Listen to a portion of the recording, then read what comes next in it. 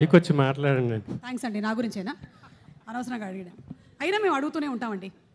Sir ఈ cinema మొత్తంలో అరే చాలా కష్టంగా ఎందుకు ఇది నేను ఎడిటింగ్లో దీన్ని ఇంకా ట్రిమ్ చేయాల్సి వస్తుంది, ఉంచితే బాగుండేది అనిపించిన సన్నివేశాలు, సీన్లు?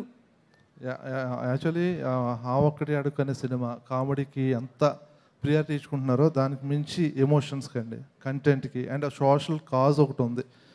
అంటే ప్రతి ఒక్కడు ఒకసారి ఈ పాయింట్ అవును కరెక్టే కదా, మనకి ఇదంతా తెలియదు. యాక్చువల్లీ మేము ఈ సినిమాలో టచ్ చేసిన పాయింట్ ఏదైతే ఉందో అది ఇప్పటి వరకు బయటకు ఎవరికీ తెలియదు.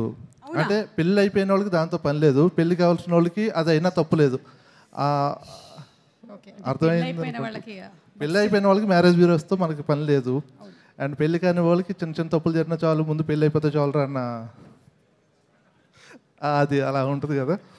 అటువంటిప్పుడు ఆ కామెడీని కంటెంట్ని బ్యాలెన్స్ చేసుకునే ప్రాసెస్లో కొంచెం చిన్న చిన్న ఇబ్బందులు ఉంటాయి, కానీ సినిమాకి న్యాయం చేయడం కోసం కొంచెం జరుగుతుంటాయి అలా.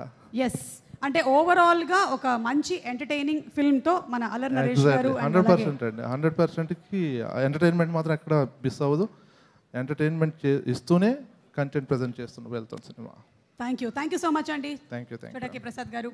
లక్కీగా ఇక్కడ ఎడిటింగ్ ఏం లేదు, మొత్తం లైవ్లో వెళ్ళిపోతుంది.